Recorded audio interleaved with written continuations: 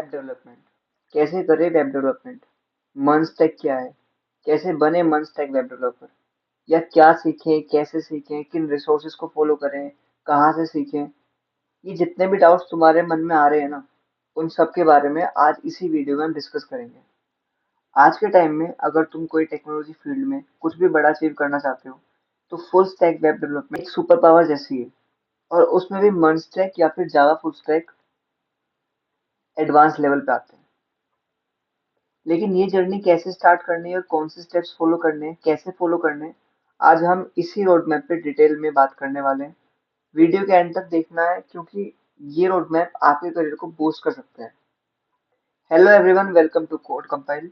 Full stack web development के बारे में बहुत सारे सवाल होते हैं, जैसे कैसे सीखे, क्या पहले करें, बैकएंड करें, फ्रंट एंड करें, रिएक्ट जेएस सीखें, एंगुलर सीखें, व्यू सीखें, नेक्स्ट जेएस करें, क्या करें, है ना, कौन सा टेक स्टैक यूज करें।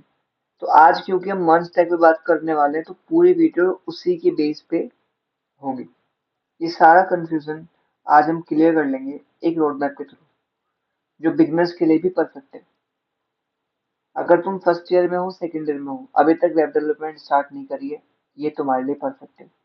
तुम थर्ड ईयर में हो, फोर्थ ईयर में हो, कंफ्यूज हो, तो ये तुम्हें एक क्लैरिटी देगी। इवन अगर तुम स्विच करना चाहते हो और तुम करंट किसी कंपनी में काम कर रहे हो और तुम स्विच करना चाहते हो मंच स्टैक पे, तो भी ये रोड मैप तुम्हारे लिए है। अगर वीडियो पसंद आए तो लाइक जरूर करना, चैनल को सब्सक्राइब कर लो और नीचे कमेंट करना कि कौन सा टेक स्टैक फॉलो कर रहे हो या नहीं कर रहे हो। तो सबसे पहले बात करते हैं मंच स्टैक क्या है। देखो, इस स्लाइड में मैं तुम्हें एक जनरल ओवरव्यू दूंगा कि हम क्या क्या टेक स्टैक के बारे में आगे जानने वाले हैं। ठीक है, अगली स्लाइड में। तो बहुत जल्दी मैं तुम्हें बता देता हूँ क्या क्या होता है। सबसे पहले मंच स्टैक। देखो, मंच स्टैक है, ठीक है, जिसमें चार मेन टर्म्स यूज होती हैं: मोंगोडीबी, एक्सप्रेस.जेएस, रिएक्ट एंड नोड.जेएस। ये क्या होते हैं डिस्कस करेंगे आगे। अभी जल्दी से जान लेते हैं कि वेब डेवलपमेंट में, फुल स्टैक वेब डेवलपमेंट में क्या क्या पार्ट होते हैं। तो सबसे पहले आता है फाउंडेशन लेवल, बेसिक लेवल, जिसमें फ्रंट एंड डेवलपमेंट आती है और जिसके अंदर ये कुछ कंपोनेंट्स आते हैं, या हम कह सकते हैं कि कुछ पार्ट्स आते हैं, कुछ स्किल्स आती हैं। जैसे कि पहला है HTML यानी हाइपरटेक्स्ट मार्कअप लैंग्वेज। फिर आती है CSS, कैस्केडिंग स्टाइल शीट्स। अच्छा, इन सबको भी डिटेल में समझेंगे क्या है, कितना करना है, अगली स्लाइड में। जस्ट एक ओवरव्यू ले रहे हैं। जावास्क्रिप्ट क्या होती है? ब्रेन होती है फ्रंट एंड डेवलपमेंट का, और अगर तुम्हें जावास्क्रिप्ट आ गई तो तुम्हें पूरा मंच स्टैक आ जाएगा। तो इसलिए जावास्क्रिप्ट पे ज्यादा फोकस देना। ठीक है, चाहे 2 वीक लगे कोई फर्क नहीं पड़ता, बट जावास्क्रिप्ट को अच्छे से करना। ये फंक्शनैलिटी के लिए होता है। उसके बाद आता है टेलविंड सीएसएस। देखो, टेलविंड सीएसएस क्या है? यूटिलिटी बेस्ड तुम्हारी फ्रंट एंड सीएसएस की लाइब्रेरी है, जिसके अंदर प्री मेड क्लासेस होती हैं और ये काफी आसान कर देती है, अच्छा यूआई बनने में हेल्प करती है। क्लासेस यूज कर सकते हैं हम इजीली। ठीक है। उसके बाद हमारा एक मेन हिस्सा आता है फ्रंट एंड का, जिसे बोलते हैं रिएक्ट जेएस। रिएक्ट जेएस एक यूआई बेस्ड कंपोनेंट लाइब्रेरी है, जो बेसिकली रिस्पॉन्सिबल होती है मेनली यूआई बनाने के लिए, अच्छा यूआई बनाने के लिए। यूआई मतलब यूजर इंटरफेस, जो हमें दिखता है एज यूजर। ठीक है। For example Google Chrome. तो गूगल क्रोम पे जब तुम जाते हो या अमेजोन पे जब तुम जाते हो, तो जो तुम्हें सबसे पहले दिखता है ना स्क्रीन पे, उसे हम यूआई बोल देते हैं, जिससे यूजर इंटरेक्ट कर सकता है। ठीक है। तो रिएक्ट जेएस एक फ्रंट एंड लाइब्रेरी है। अच्छा, इसके अंदर काफी एक्स्ट्रा फीचर्स होते हैं, इसलिए ये बहुत अच्छे होते हैं यूज करना। और ये तुम्हारे डेवलपमेंट को, फ्रंट एंड डेवलपमेंट को बहुत आसान कर देती है। इसके अंदर हुक्स होते हैं, यूज स्टेट, यूज इफेक्ट, है ना। और इसके अंदर काफी एक्स्ट्रा फीचर्स होते हैं, कॉन्टेक्स्ट एपीआई होता है, राउटिंग होता है। अच्छा, वैसे तो रिएक्ट एक सिंगल पेज एप्लीकेशन है, बट इसके अंदर हम एक पैकेज यूज करते हैं, रिएक्ट राउटर डोम, जिसकी हेल्प से हम इजीली राउटिंग को इनेबल कर सकते हैं। राउटिंग मतलब एक पेज से दूसरे पेज पे जाना। ठीक है। तो अब ये हो तो हुआ फ्रंट एंड का पार्ट। अच्छा, जो इतना कर लेते हैं ना, उसको हम फ्रंट एंड डेवलपर बोलते हैं। ठीक है। तो ये था फ्रंट एंड डेवलपमेंट का बेसिक। अब आते हैं आगे towards our back end development. तो बैक एंड डेवलपमेंट में यार दो मेन चीजें होती हैं। सबसे पहले हमारा एक रन टाइम एनवायरनमेंट होता है, जिसको मैं बोलता हूँ नोड.जेएस। तो नोड.जेएस क्या होता है? नोड.जेएस एक रन टाइम एनवायरनमेंट है, जो अलाउ करता है जावास्क्रिप्ट को ब्राउजर पे रन होने के लिए। ठीक है। उसके बाद आता है हमारा एक्सप्रेस.जेएस। एक्सप्रेस.जेएस क्या होता है? देखो, एक्सप्रेस.जेएस बैकएंड का फ्रेमवर्क है, जिसके अंदर क्या क्या चीजें होती हैं, जिसके अंदर एपीआई होता है, ठीक है, मिडलवेयर हैंडल कर रहे होते हैं, मिडलवेयर क्रिएट कर रहे होते हैं, प्री बिल्ट काम कर रहे होते हैं, मतलब इनबिल्ट होते हैं कुछ मिडलवेयर, और सर्वर क्रिएट कर रहे होते हैं, उसके बाद डेटाबेस से कनेक्ट कर रहे होते हैं, तो ये सब काम कर रहे होते हैं एक्सप्रेस में। आगे पढ़ेंगे अभी अगली स्लाइड में कि क्या होता है मेनली। ठीक है, तो बैकएंड में ये दो चीजें होती हैं, ये दो सीखेंगे हम स्टैक में, पहला नोड.जेएस और फिर एक्सप्रेस.जेएस। नोड.जेएस एक रन टाइम एनवायरनमेंट और एक्सप्रेस.जेएस एक बैकएंड फ्रेमवर्क है। उसके बाद आते हैं हम डेटाबेस पे। तो देखो, फ्रंट एंड हो गया, बैक एंड हो गया। अब डेटाबेस का मतलब क्या होता है? कंपनी, बड़ी बड़ी ऑर्गेनाइजेशन के पास काफी डेटा होता है, बहुत सारा डेटा होता है, हर एक यूजर का डेटा होता है। सपोज करो, एक एग्जांपल देता हूँ, तुम गए इंस्टाग्राम पे या तुम गए गूगल पे, तुमने अपना अकाउंट क्रिएट करा, वहाँ पे तुमने अपना नेम डाला होगा, यूजर नेम डाला होगा, ईमेल आईडी डाली होगी, पासवर्ड डाला होगा, है ना, फिर सबमिट कर देता। जब तुम ये सब फॉर्म में डेटा भरते हो ना, तो वो सारा डेटा कहाँ पे जाता है? कभी सोचा है? ये सारा डेटा जाता है डेटाबेस में, ताकि अगर तुम बाद में दोबारा लॉगिन करोगे, तुमने रजिस्टर करा, डेटा सेव हो गया, जब तुम लॉगिन करोगे ना इन फ्यूचर, तो वो डेटा मैच होता है कि अगर वही यूजर आया जिसने डेटा दिया था और यही सेम वैल्यू डाली है, तो ही तुम लॉगिन कर पाओगे, वरना नहीं। तो इसलिए डेटाबेस जरूरी होता है, हर एक यूजर का डेटा होता है, इमेज हो गई, पर्सनल इन्फॉर्मेशन हो गया, जो भी वेबसाइट पे जाके जैसा भी डेटा तुम दे रहे हो, वो डेटा स्टोर होता है। तो मर्न में हम मोंगोडीबी यूज करते हैं, जो कि एक NoSQL डेटाबेस है, यानी नॉन स्ट्रक्चर्ड की वैल्यू के पेयर में हम डेटा को शो करते हैं, कलेक्शन क्रिएट होता है। ठीक है, वो काफी इफिशियंट होता है। इसमें हम फ्री क्लस्टर यूज करते हैं, वैसे तो पेड भी होता है, बट हम जनरली डेवलपमेंट साइड के लिए जब सीख रहे होते हैं तो फ्री क्लस्टर यूज करते हैं। क्लस्टर क्या होता है, ये तुम जब सीखोगे पता पता चल जाएगा तुम्हें। ठीक है, तो अब फ्रंट एंड हो गया, बैक एंड हो गया, डेटाबेस हो गया।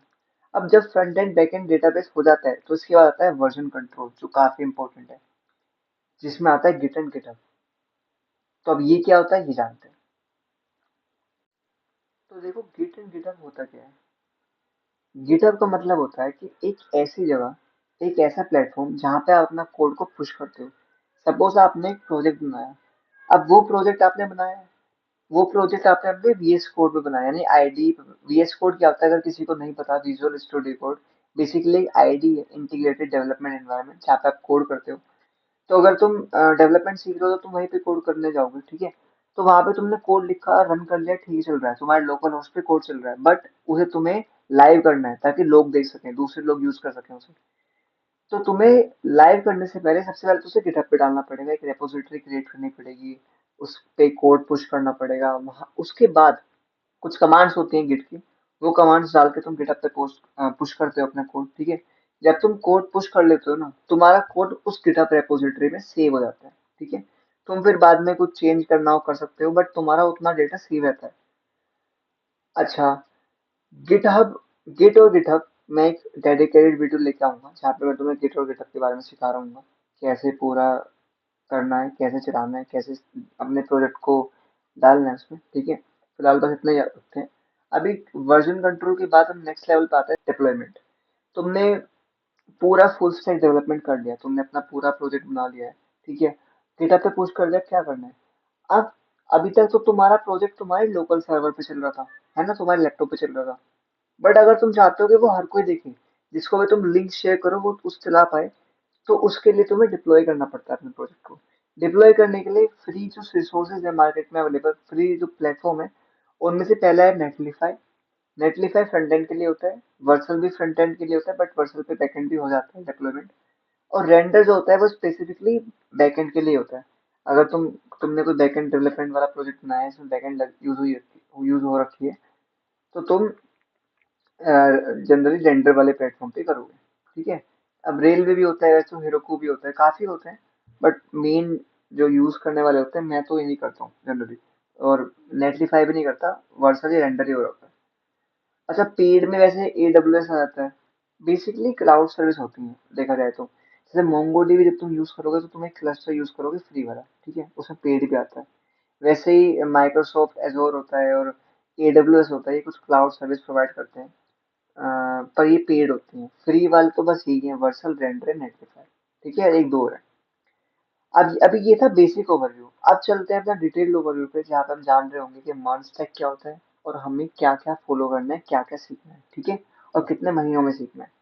तो फटाफट चलते हैं अपने 4 मंथ्स के रोड मैप पे, towards our journey of becoming a full stack web developer. So let's go there. तो अब आते हैं अपने नेक्स्ट स्लाइड पे, जहाँ पे हम डिटेल में समझ रहे होंगे कि यार मर्ज टैग क्या होता है और हम क्या क्या सीखने वाले हैं। तो सबसे पहले आता है, देखो मर्ज में चार मेन कंपोनेंट होते हैं। ठीक है। पहला है एम फॉर मोंगोडीबी। देखो मोंगोडीबी का मतलब क्या है? मोंगोडीबी का मतलब होता है एक नो एसक्यूएल डेटाबेस। ठीक है। अब नो नो एसक्यूएल का क्या मतलब है? देखो नो एसक्यूएल का मतलब होता है नॉन स्ट्रक्चर्ड, यानी नॉन स्ट्रक्चर्ड क्वेरी लैंग्वेज। इसमें ना तो एसक्यूएल की तरह, अगर तुम्हें किसी को पता है एसक्यूएल क्या होता है, तो एसक्यूएल की में ना रो टेबल जनरेट करते हैं, टेबल क्रिएट करते हैं, उसमें रो और कॉलम में डेटा भरा जाता है। यहाँ पे ऐसा नहीं होता। यहाँ पे जो तुम्हारा ना कलेक्शंस क्रिएट होते हैं। अब वो जो कलेक्शंस होते हैं उनके अंदर बेसिकली की वैल्यू की फॉर्म में डेटा स्टोर होता है। आई होप तुम्हें समझ में आया होगा। तो मोंगोडीबी एक नोएसक्यूएल डेटाबेस है जहाँ पे कलेक्शंस क्रिएट होते हैं, उन कलेक्शंस के अंदर की वैल्यू के पेयर में डेटा स्टोर करा जाता है। ठीक है। अच्छा, मोंगोडीबी के बाद जो नेक्स्ट टर्म है वो है E, and E stands for Express JS. अब एक्सप्रेस जेएस क्या है? एक्सप्रेस जेएस एक बैकएंड का फ्रेमवर्क है। क्या है? बैकएंड का फ्रेमवर्क। और ये क्या करता है? ये हमें काफी चीजें प्रोवाइड कराता है, काफी फैसिलिटी प्रोवाइड कराता है और काफी इफिशिएंट होता है। फॉर एग्जांपल जैसे कि ये सर्वर क्रिएट करने में हेल्प करता है। ठीक है। एचटीटीपी रिक्वेस्ट एचटीटीपी रिक्वेस्ट को क्लाइंट से रिसीव करने में और फिर उनका रिस्पॉन्स भेजने में हेल्प करता है। फॉर एग्जांपल एचटीटीपी रिक्वेस्ट जो होती है जैसे कि गेट, पुट, पोस्ट, पैच और डिलीट, ये रिक्वेस्ट जो होती है इस क्लाइंट से आ रही होती है सर्वर पे, और सर्वर फिर इनका रिस्पॉन्स भेजता है। और फिर एक्सप्रेस जेएस की हेल्प से ही हम मिडिलवेयर का यूज कर रहे होते हैं। कुछ इनबिल्ट होते हैं, कुछ हम बनाते हैं, बेसिकली ये वाली बात है। जैसे स्टैटिक फाइल यूज करना, फ्रंट एंड से बैक एंड को कनेक्ट करना, ऐसे मिडिलवेयर होते हैं। ठीक है। ऑथेंटिकेशन के लिए मिडिलवेयर बना लेते हैं, ऑथराइजेशन के लिए बना लेते हैं, तो ये सब चीजें होती हैं। और भी काफी फैसिलिटी होती है, इन डेप्थ नहीं जाते हैं। तो उसके बाद आता है React JS, R for React JS. React JS मैंने तुम्हें पहले बता चुका हूँ फर्स्ट स्लाइड में कि एक लाइब्रेरी होती है, फ्रंट एंड की लाइब्रेरी होती है जो यूआई को बनाने में, रेट करने में रिस्पॉन्सिबल होती है। और ये ना कंपोनेंट्स बेस्ड होती है, मतलब इसमें हम कंपोनेंट्स बनाते हैं और उनको हम रीयूज करते हैं। फॉर एग्जांपल सपोज करो तुमने एक बेसिक पेज बनाया जहाँ पे तुम्हें एक नैव बार बनाना है और तुम्हें एक फुटर बनाना है। अब सपोज करो तुमने ना 5 पेज वाली एप्लीकेशन बनाई है, मतलब इसके अंदर 5 टैग है, home, contact, about and suppose अभी ये रखते हैं, और यहाँ पे आ गया लोगो। ये जो 3 लिंक है ना, तुम चाहते हो जब तुम इस पे क्लिक करो या यूजर इस पे क्लिक करे तो नेक्स्ट किसी और पेज पे जाए, वो रिडायरेक्ट हो जाए दूसरे पेज पे, यानी इनकी पेज पे। होम पे क्लिक करा, होम पेज पे आ जाओगे, अबाउट पे क्लिक करा, अबाउट पेज पे आ जाओगे, कॉन्टेक्ट पे क्लिक करा, कॉन्टेक्ट पेज पे आ जाओगे।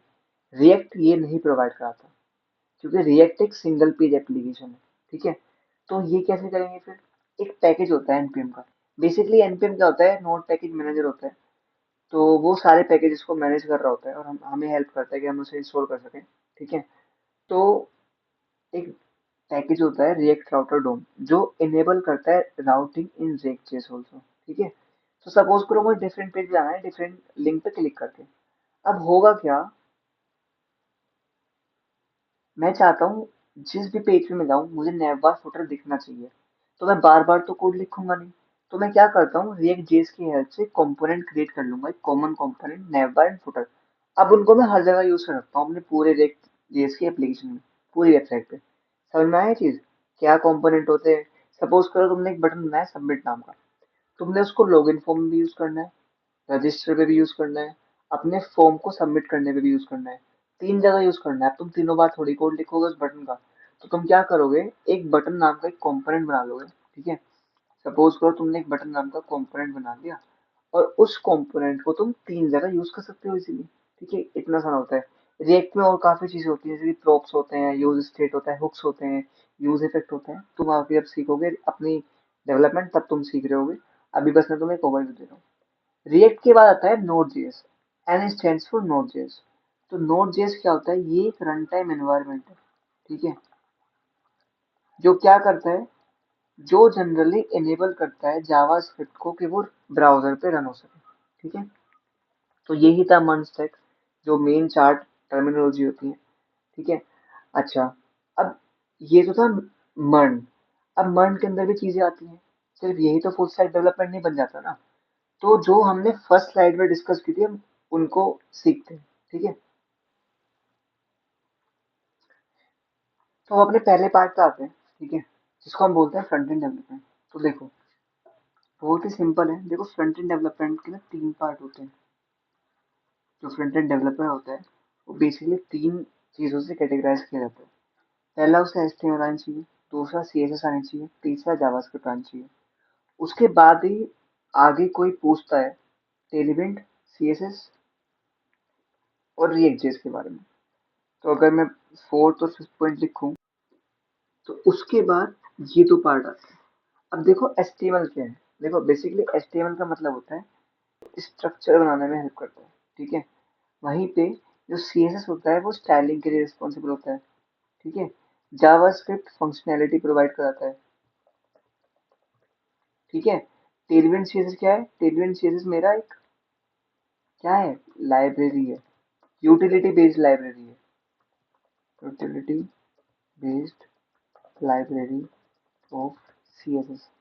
वहीं पे जो मेरा रिएक्ट जेएस है वो क्या है? वो एक फ्रंट एंड लाइब्रेरी है, ठीक है। तो देखो ये सारी चीजें हैं। अब एक एक बात समझो ध्यान से। अब देखो, HTML क्या है? स्ट्रक्चर क्रिएट करने के लिए। सपोज करो तुम घर बना रहे हो अपना, ठीक है। तो तुम्हें क्या करना होता है? सबसे पहले तुम स्ट्रक्चर क्रिएट करते हो उस घर का, है ना। एक स्केलेटन क्रिएट करते हो बेसिकली।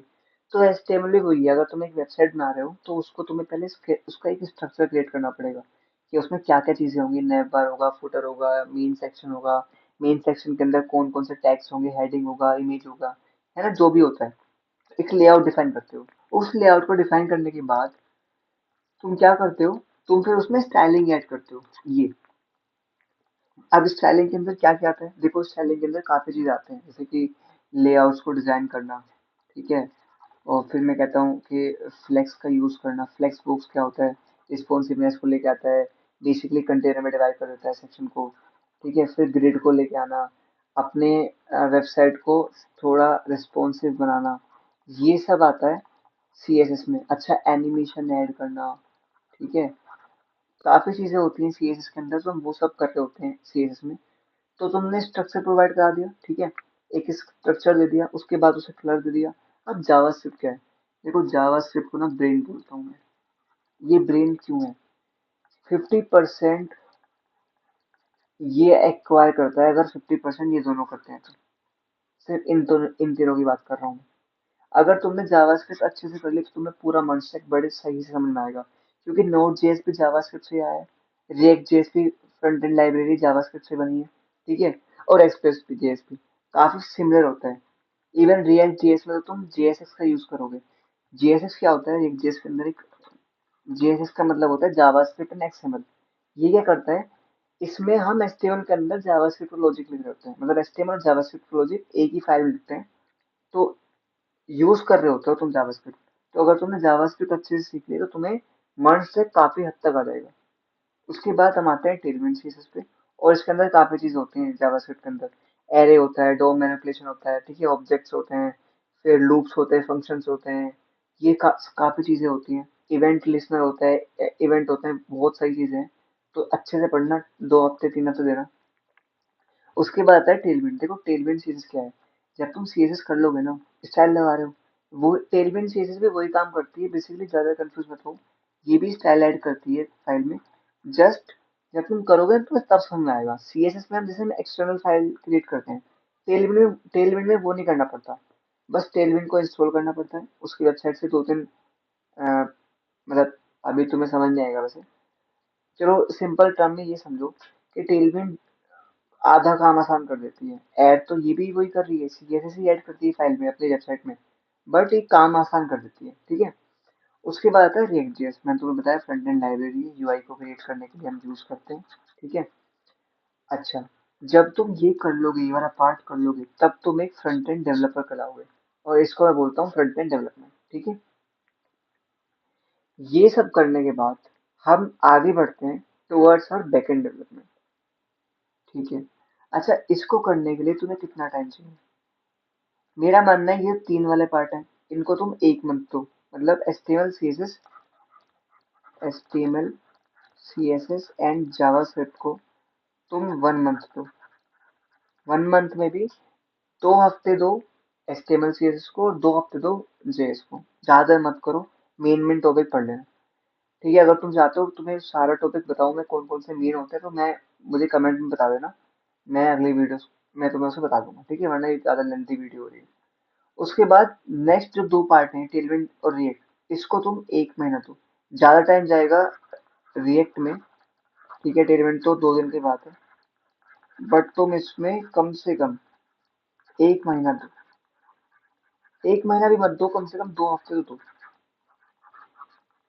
ठीक है। तो यही था। अब मूव करते हैं अपने सेकंड फेज में, बैकएंड डेवलपमेंट में। तो चलो, तो अब आते हैं हम अपने सेकंड फेज पे, जिसे मैं बोलता हूँ बैकएंड डेवलपमेंट, ठीक है।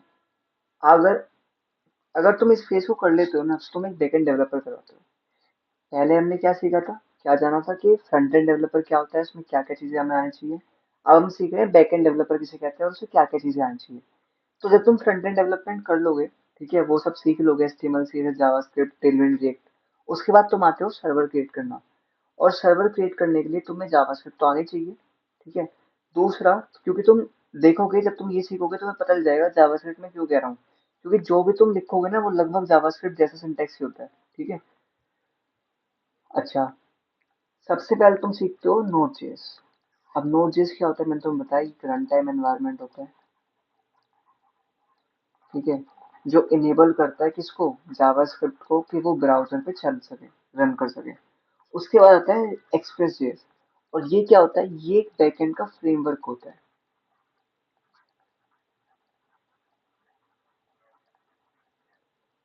ठीक है। ये क्या करता है, ये हेल्प करता है हमें सर्वर क्रिएट करने में, सबसे मेन काम, एपीआई क्रिएट करने में, ठीक है, मिडलवेयर का यूज करने में, फिर ऑथेंटिकेशन, फिर ऑथराइजेशन,